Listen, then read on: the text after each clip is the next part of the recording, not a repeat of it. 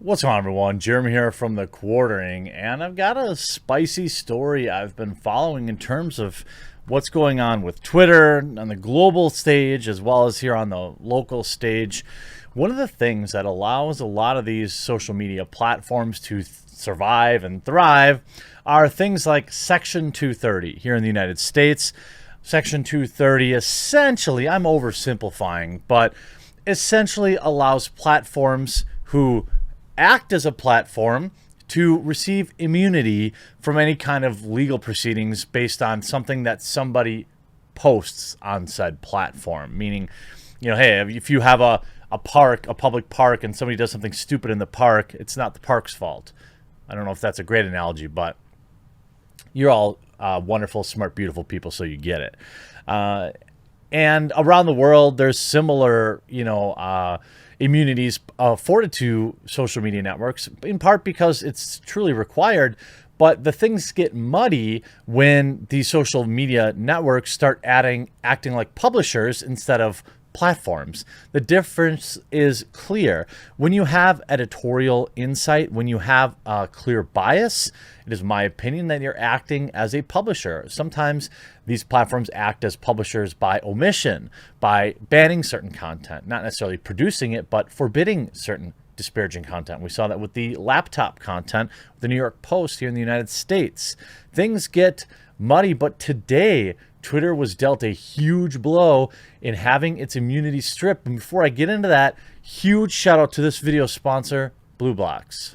Huge shout out to this video sponsor, BlueBlox. Look, after a long day of covering the news down here in the office, staring at my monitor, staring at my cell phone, staring at my laptop upstairs, I always felt a little off at the end of the day. I was concerned about the amount of blue light that was being sent through my eyeballs every day.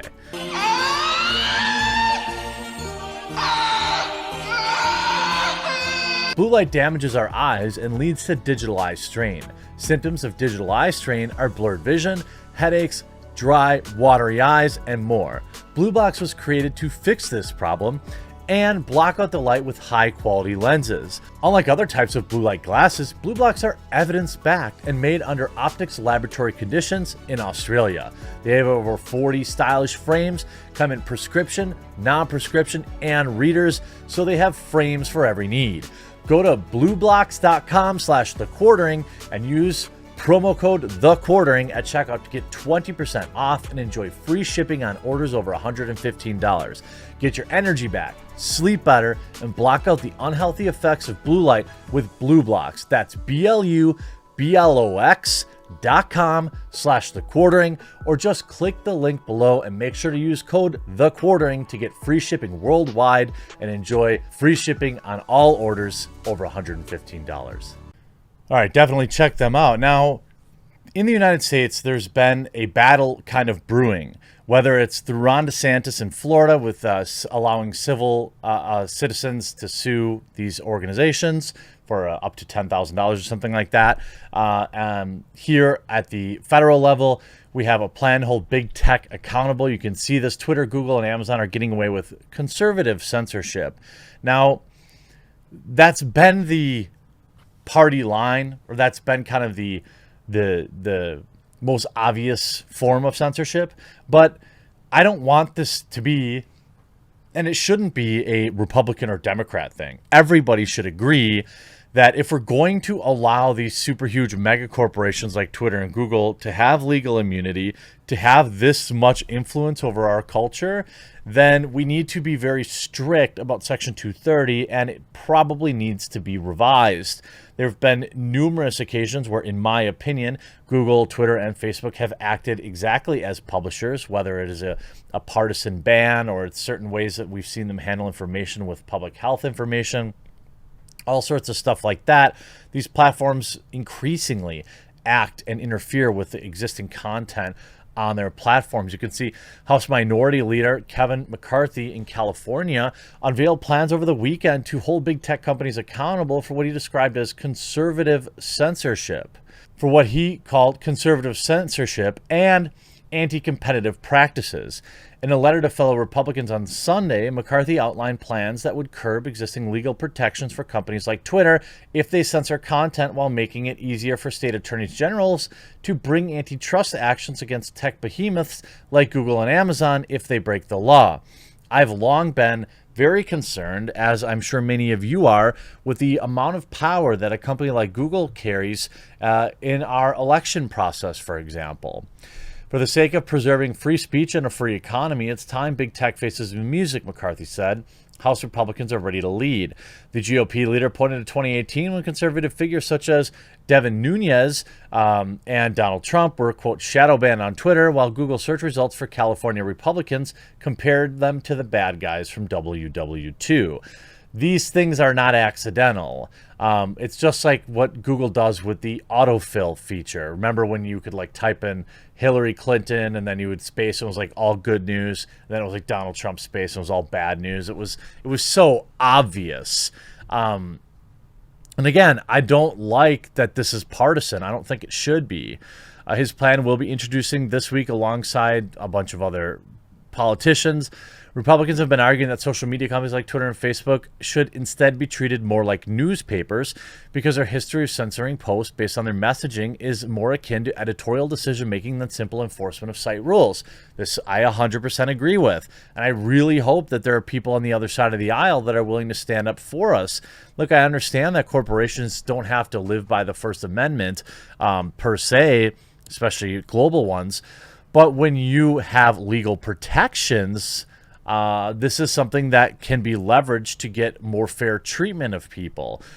His plan is referred to as a framework to stop bias and check big tech, calls for a system of transparency, which will be implemented by mandating that any big tech content moderation decisions or censorship must be listed with specificity on a publicly available website. The last part of the plan addresses concerns of monopolistic practices. As an example, McCarthy claimed that Amazon, Apple, and Google use their platforms to tip the scales toward higher fees and their growing product lines. Well, maybe if you didn't shut down Main Street for the last year, small business could have been able to compete, but you all were just fine, stomping out any local business, but allowing, considering Walmart and Meijer and Target as essential businesses, allowing them to gobble up the last little bit of loyal customers that existed out there. Of course, he go on to say, we will provide expedited court process with direct appeal to the Supreme Court to empower state attorneys general to help lead charges against tech giants, break them up. We will also reform administrative state and reform impediments that delay taking actions on big tech power. Now, we've heard and seen this song and dance before from people like Ted Cruz. Ultimately getting some great viral Twitter moments or Facebook videos, owning these guys, but ultimately doing nothing in the process. However, today we can see some global governments have decided to take space. You can see Twitter has just lost liability protections in India, government says. Now, this is essentially like their Section 230. Twitter no longer enjoys liability protection against user-generated content in India, the government said in a court filing this week as tensions escalate between the two over South Asian nation's new IT rules. In a court filing on Monday, New Delhi said Twitter has lost immunity in India after the American social media network failed to comply with new local IT rules, which were unveiled in February and went into effect late May. Experts have said in recent weeks that the Indian court, and not the Indian government, holds the power to decide whether Twitter gets to keep its safe harbor protections as the world's second largest internet market. I'm saying India is not small. Internet services enjoy what is broadly referred to as safe harbor protection that say that tech platforms won't be held liable for the things that people post on their platforms. If you insult someone on Twitter, for example, the company may be asked to take down your post, but it isn't likely you'll be held legally responsible for what you said or did. But without the protection, Twitter, which according to Mobile Insight app Annie has over 100 million users in India alone, is on paper responsible for everything those users say on the platform. I state the immunity conferred on intermediaries under Section 79(1) is conditional immunity subject to the intermediary satisfying of conditions. Essentially, it's gone now. The move comes as tensions escalate between the Indian government and Twitter, Google, and Facebook, and several other firms partially or fully complied with the IT rules, which, among other things, require any significant social media firm to appoint a chief complaint officer, a resident grievance officer, and a so-called nodal contact person to address on-the-ground concerns.